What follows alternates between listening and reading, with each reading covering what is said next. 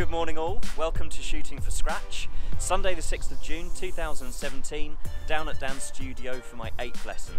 The Great British summertime has graced us with a light 40-mile-an-hour breeze and just a hint of moisture to caress the skin, so just what you want from a spot of golf practice. Really what I'm interested to understand is, like a lot of people, when you turn up to your lesson you're a little bit late because the traffic's bad, the weather's bad and so on. I haven't had a chance to warm up. And obviously I want to make the best use of this lesson. I don't want to be warmed up 10 minutes before the end, ready just before I leave. Yeah. So what's the best way to sort of get myself warmed up and ready for this lesson now?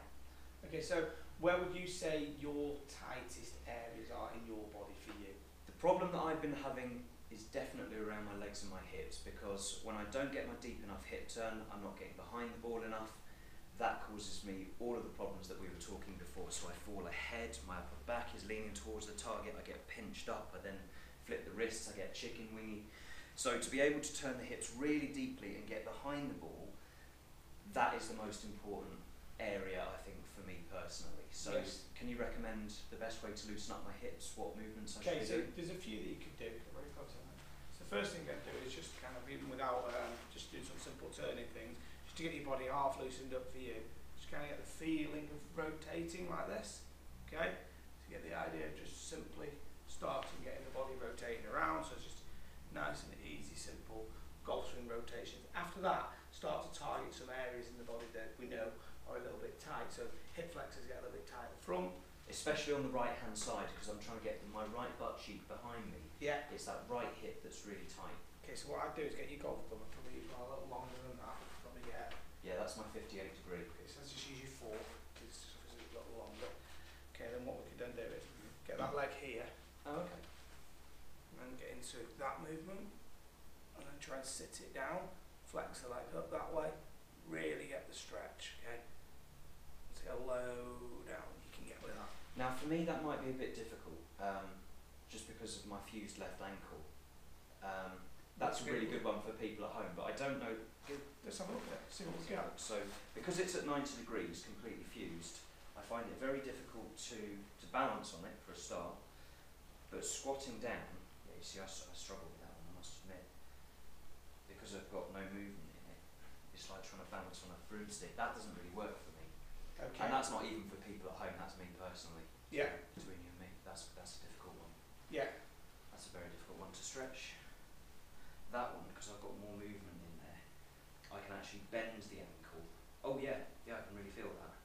So that I've never done before, and that I can feel really good on the back. Another one you could do then, which will get kind of the side of the glutes a little bit. Yeah. Okay, use this again, and I go out to the side there. Yeah.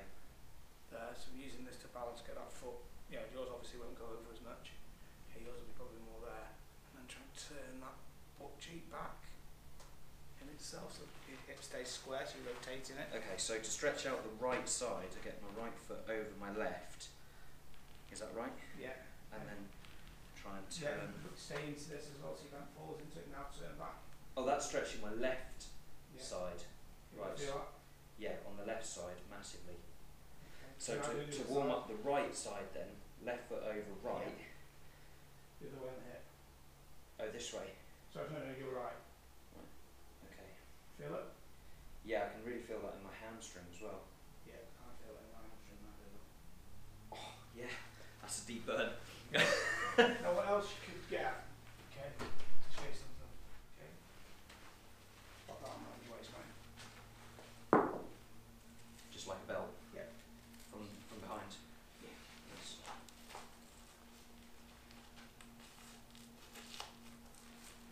Okay, so what I'm going to do is, first off,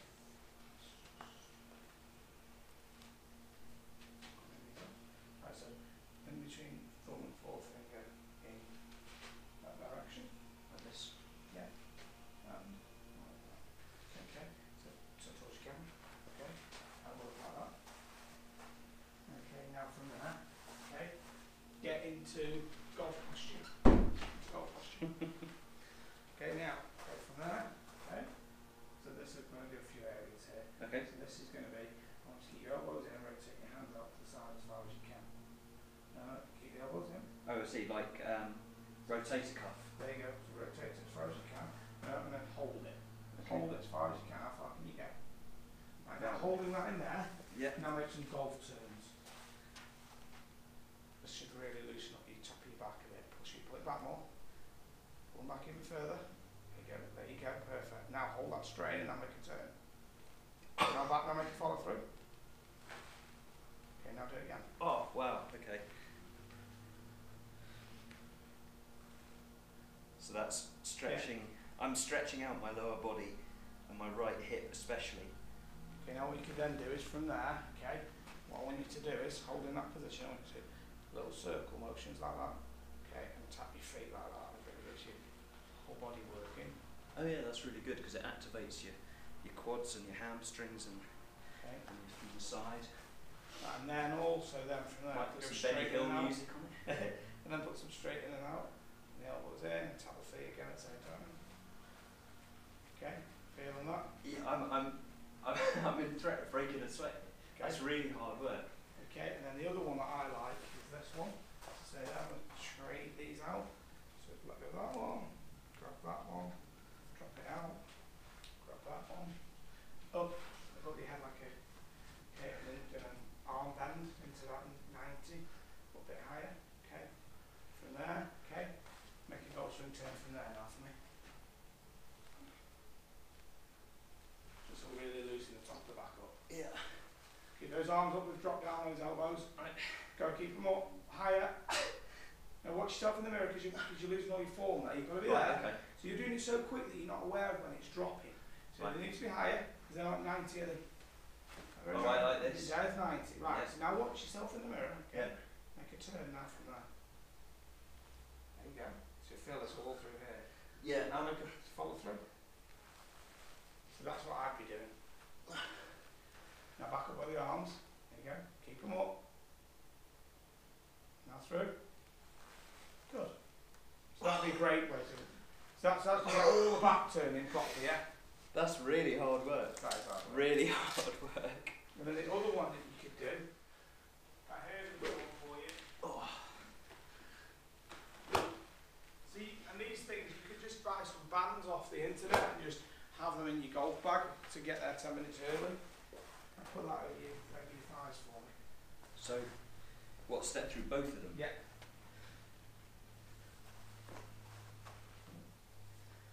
Don't step through. Right, now get into this position so you can double up with the other band. To get there so it's really pulling it. Yeah. Pulling it. Yeah, yeah, yeah. Get a little bit wider, you've got wider in you. Yeah, yeah. Okay, now from there, okay, okay, get a feeling of moving across like that. Like this. Get a little mini shuffle like that. Keeping the tension, so then what's happening is You're really firing the outside of your glutes. Yeah.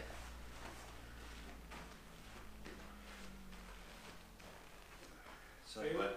yeah, really feel it. So from the side, that looks like this. That's it. Oh man. Yeah, I really feel that.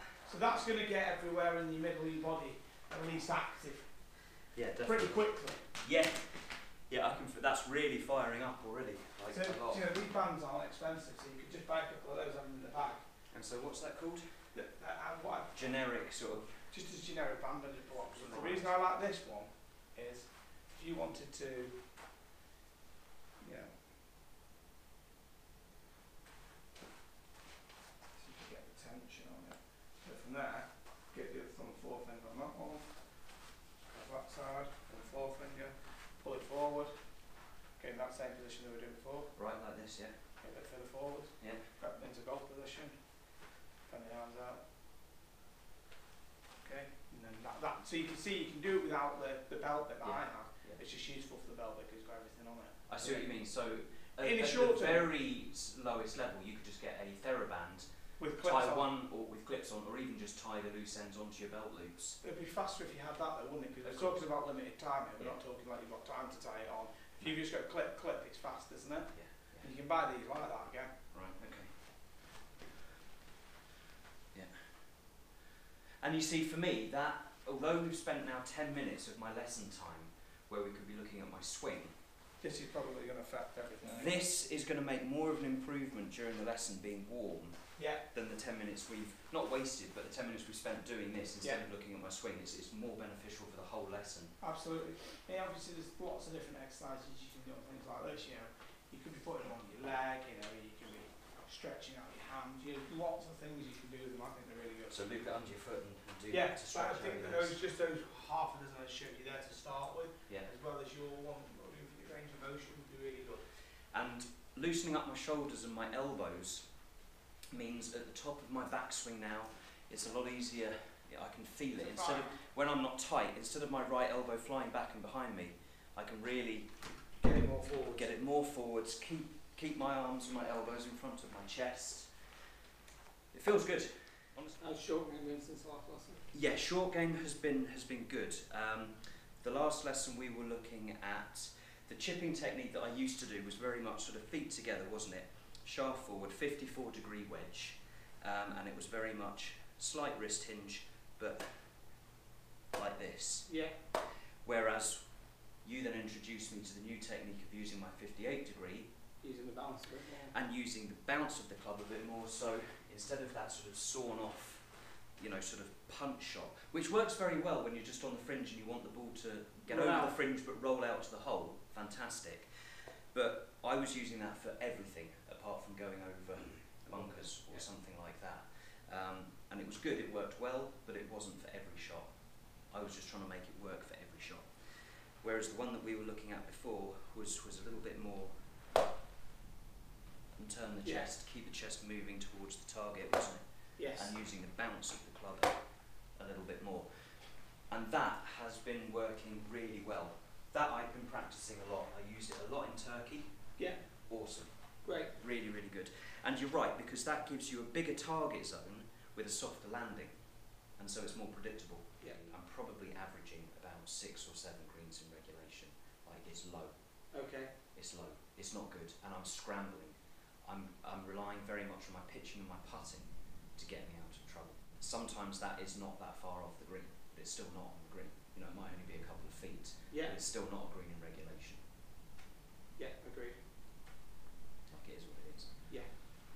So that probably needs to get up to around 9 or 10. Yeah. You know, because bear in mind, the average on tour is about 12. Yeah. But don't forget they're shooting 69. Yeah. So it tells you how good the rest of their game's. Exactly. So what I'd be saying is, yes, we need to get all that long game amazing, but I don't think any of those amateurs, for me including it, I don't think any amateurs truly have enough significance on how good those guys are around the greens. Yeah. Your good day at the minute is about 2 over? Yeah, a good day, a proper good day for me at the minute is 1 or 2 over par. I'm happy with 4, 5, 6 over. Okay, so what I'd say then is, so I should show you, but okay, so you want to get to scratch. Here's how your mindset's got to change. Right? So your good day when you hit 10 or 12 greens is 2 over. Right? Let's go on the other end of the spectrum. Okay, so a tour player at 12 greens, what do they shoot? They want probably somewhere between 5 and 10 under. Okay, over so right. You've hit the same amount of greens, okay, they've probably got it a bit near at the hole, okay, there will be that. But every time they've missed the green, they're probably getting it up and down 8, 9 out of 10. Yeah. You might be as low as 2, 3 out of 10, because on those 12 greens you might make a couple of birdies that day. Yeah. You probably won't have many 3 putts, right, that day. No.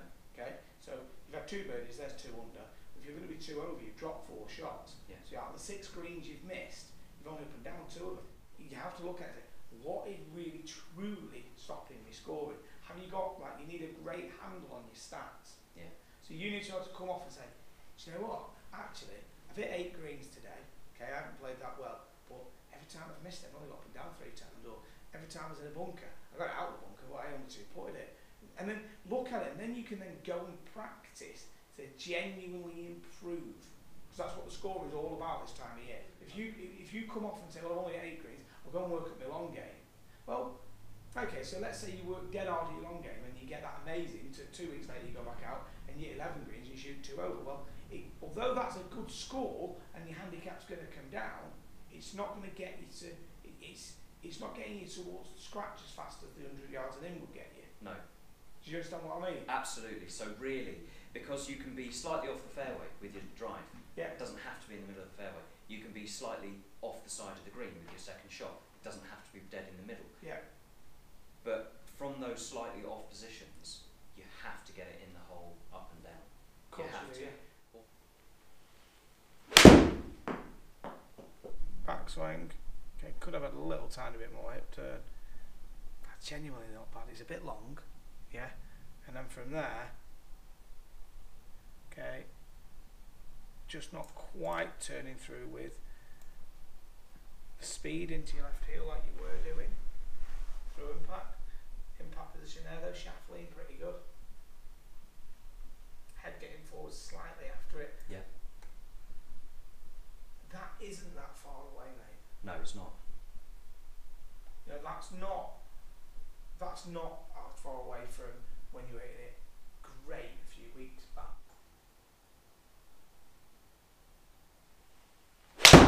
That just got quick and One of the big things you're not getting is you aren't, so leaving the club face a little bit open.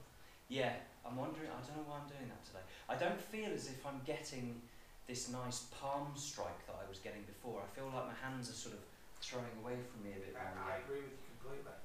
And I think that your hands aren't anywhere near as in front of the last few shots as they have been. No. Take all big in.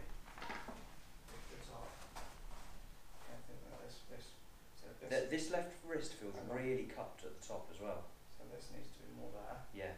Okay, then coming down, this has got to bow a little bit more there. Right, okay. Take hold of it again. Okay, this is coming off the grip. Okay, do it again at the start.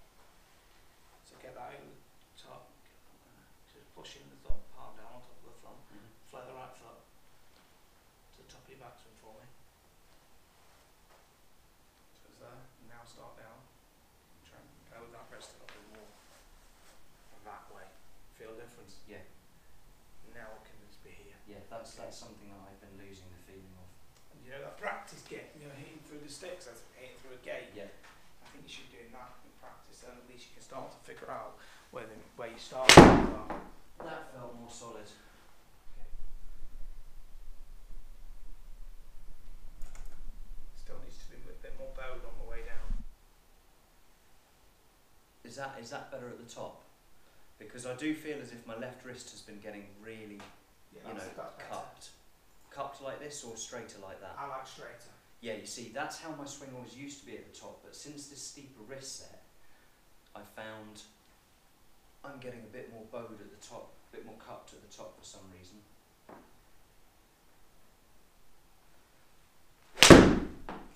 Oh, that felt a lot better. I think that was a bit open club face again, but it was, look how far forward I am. Right, okay. Still too cut there, you see, look at this, mate. Too cupped? And that left wrist at that one. Yeah. So we have a look at it from down the line. So it's not pronating enough? Yeah. Here, that club face is quite open at this point here. Yeah. My hand needs to be more on top of the... So you need to feel like that left hand's kind of looking at the ground a little bit more that way on the way down. Okay. So it feels like the club face is a bit more closed. Because all morning your path's been about 2 degrees out to it, but your face handle's been open. Yeah. So you feel like your left knuckle starts to look at the ground and you close it a bit more on the way down.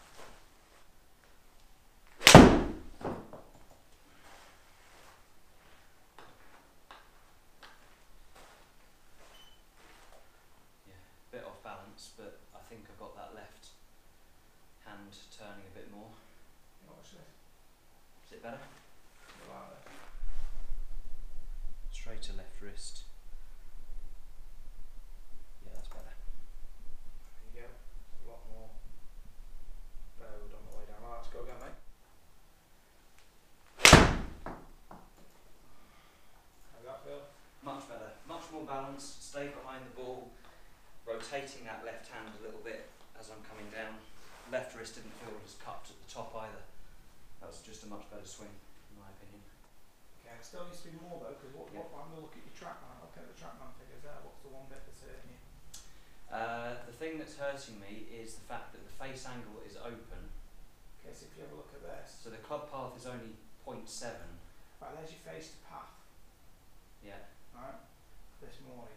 3.3, open to path, 4 degrees, 6.4, 9.9, 8.5, 5.1, 8.8, 8.9, 13.4. So it's a long way open to the path. Yeah. So that the ball's always starting right. The last few shots I've definitely got more of a feeling of getting that left wrist rolling over more. And it's less cupped at the top as well.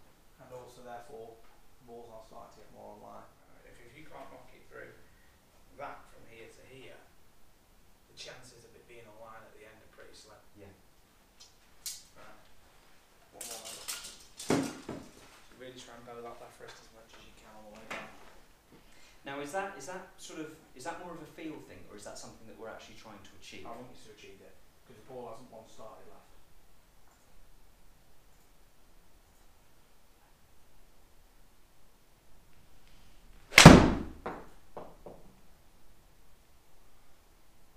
Okay, so that has started left. Yeah.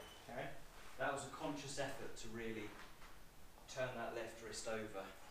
That way on the way down. Say again? From the top of the backswing, did it feel like it? Or impact? It feels, as from here, from the top, I feel straight away as if what I'm starting to do is that.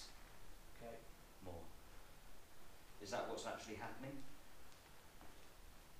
You should do a good job on that. So then all you need to then do is keep the body moving with it. That was a better movement. Right, one more, mate.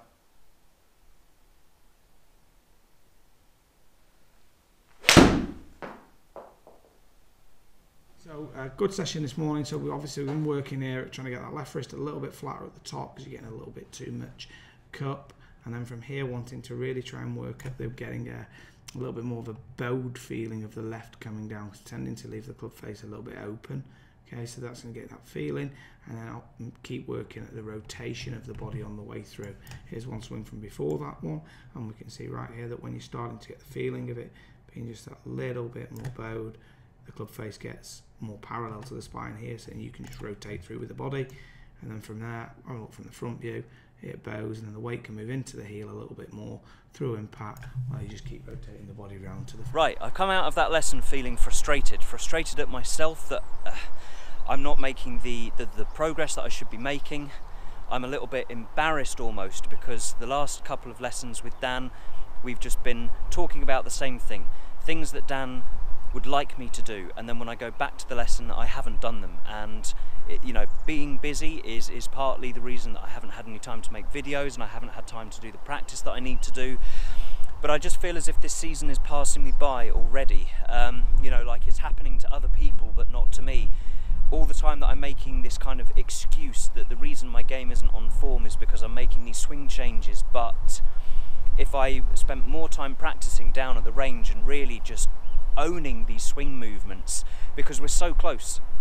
You know, Dan's looking at the swing, and there are things that we need to tweak. There are still things that we're not doing quite right, but a lot of the big changes have already been done. It's just nailing down the small details, and that's just grinding. That's just time on the range, getting those things embedded, and I'm just not doing it, and I'm letting myself down. And to be honest, you know, I can hear it. Dan's very professional when he says, you know, next time, just try this, just do that between now and next time.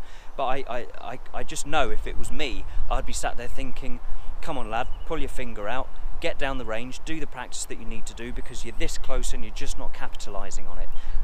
I've been avoiding competitions because I'm worried that whilst I'm inconsistent, I run the risk of my handicap going up. No two ways about it. It's literally 5 hours per week on the driving range, grinding, hitting balls, fine-tuning and getting the muscle memory of the changes that we've made in my swing. I need to be concentrating more on my fairways in regulation, my greens in regulation, and then obviously I really need to spend another 5 hours per week alongside the 5 hours on the range working on my short game. This is an absolute necessity. Getting the ball up and down is what the pros do better than anyone else, even if they're spraying it around off the tee or they don't hit the greatest approach shot with their second long iron, for example.